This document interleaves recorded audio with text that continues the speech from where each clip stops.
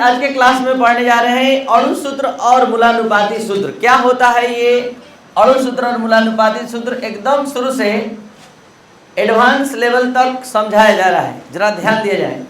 Benzene का अणु सूत्र होता है C6H6। अगर इस सूत्र का अध्ययन करें, बोर्ड पर ध्यान दीजिए, अच्छे से बैठ जाइए अगर आप पढ़ने आए हैं तो। कार्बन का परमाणु यहाँ देख सकते हैं, कार्बन के परमाणु की संख्या 6 है और हाइड्रोजन के परमाणु की संख्या 6 है। अगर इसको हम कटाएं तो 1:1, और इस अनुपात का अनुसरण करके इसका मूलानुपाती सूत्र हमने बना दिया CH। मतलब हम कहना ये चाहते हैं कि बेंजीन का अणु सूत्र C6H6 होता है, जबकि इसके अनुपात का अध्ययन किए इसके परमाणु का तो अनुपात 1:1 है, जिसका अनुसरण करके हम मूलानुपाती सूत्र CH ला दिए। इसी तरह से फिर से देखिए, ग्लूकोज का अणु सूत्र होता है C6H12O6। इसके परमाणुओं का अनुपात का अध्ययन किए तो अनुपात का अध्ययन करने पर पता चल रहा है कि कट कर आ रहा है 1:2:1, और इस अनुपात को देखते हुए C1 है, H2 है, O1 है, तो इसका मूलानुपाती सूत्र हो गया CH2।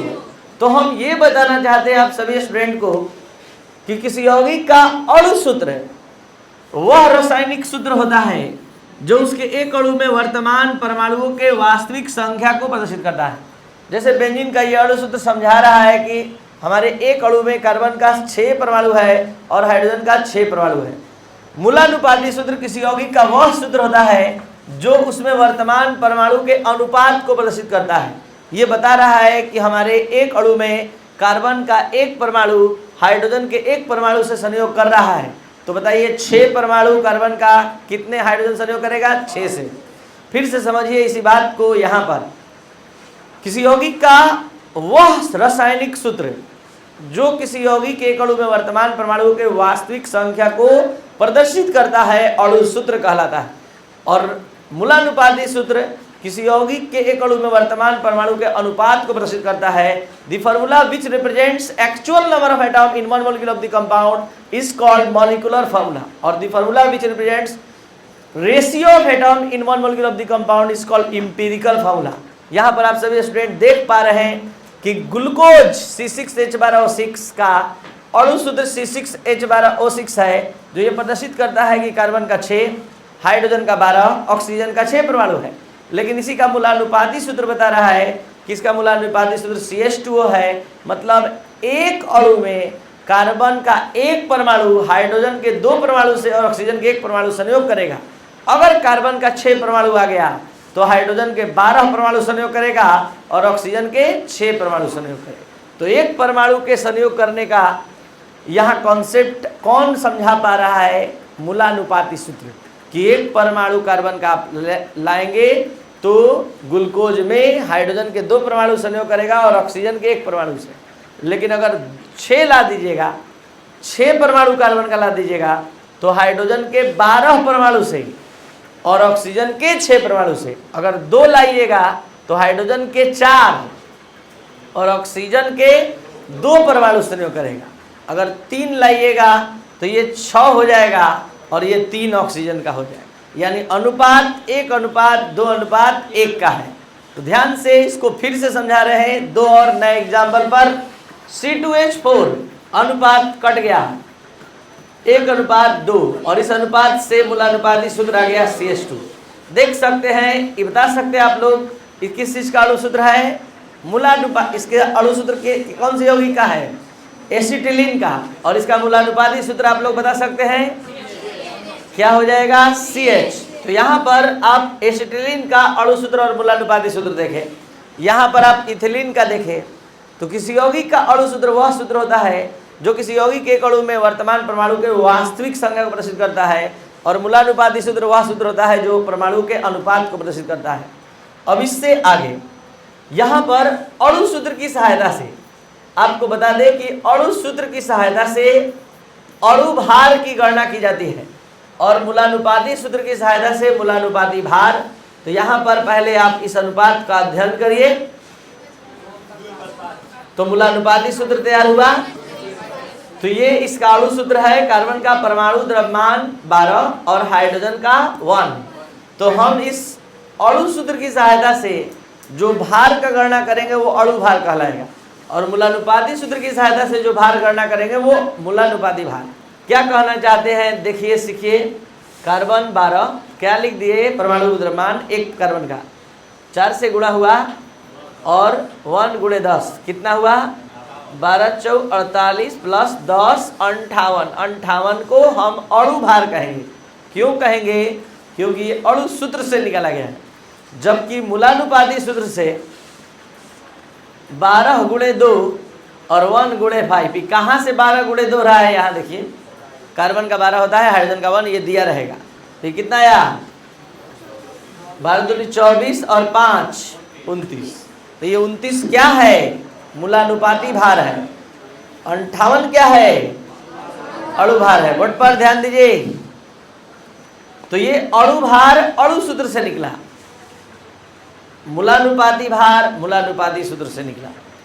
तो अणु सूत्र से अणु भार की गणना की जाती है और मूलानुपाती सूत्र से मूलानुपाती भार की गणना की जाती है। अगर वास्तव में आपको समझ में आया तो CH4 1:4, अनुपात कटेगा नहीं, मूलानुपाती सूत्र क्या हो जाएगा।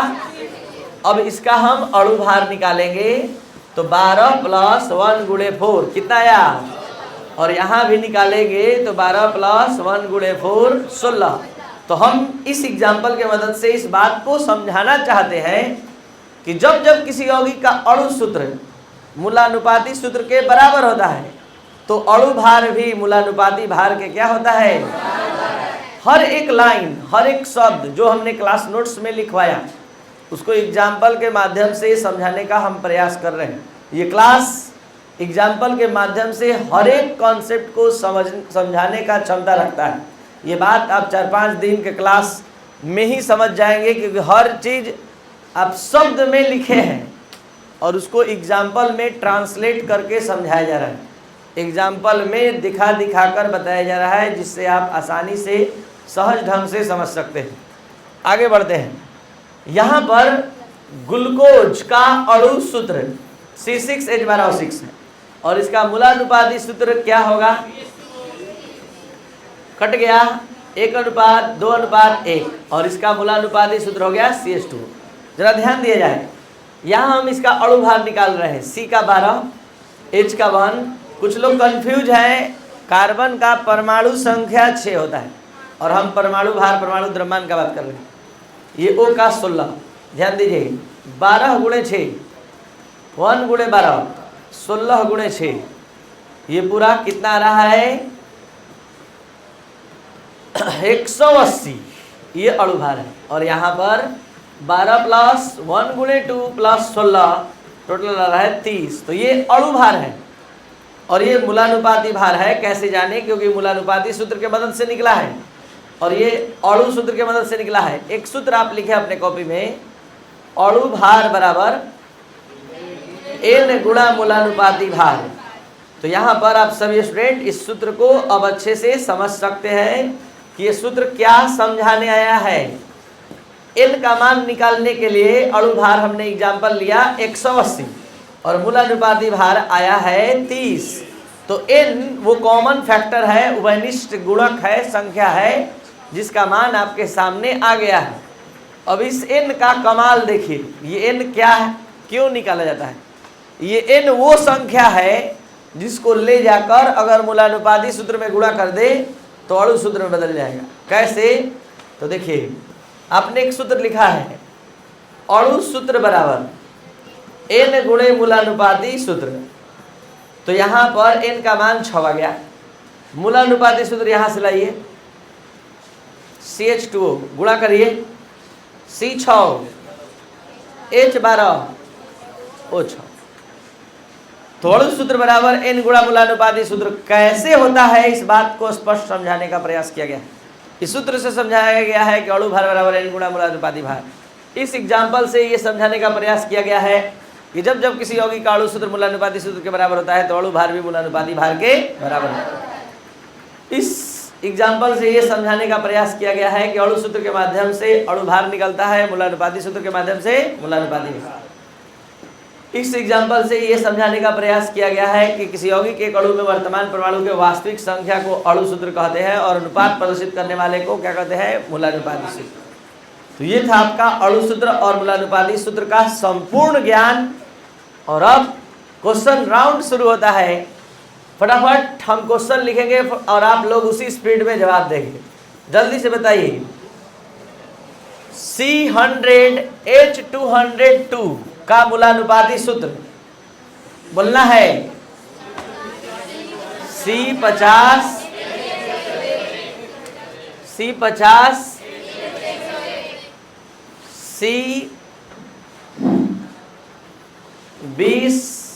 H42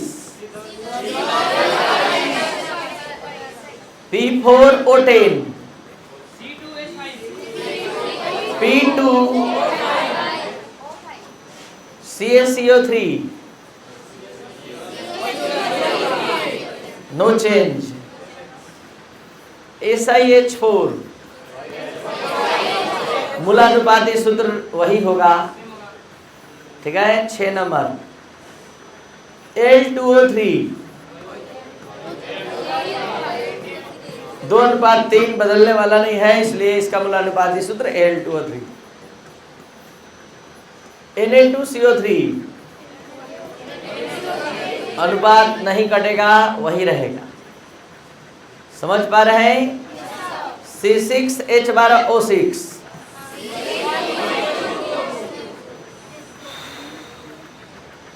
CH4 कोई दिक्कत? तो ये था आपका आज का क्लास। अगर आपको ये वीडियो लेक्चर अच्छा लगा तो आप इसको शेयर और सब्सक्राइब करें। Thank you.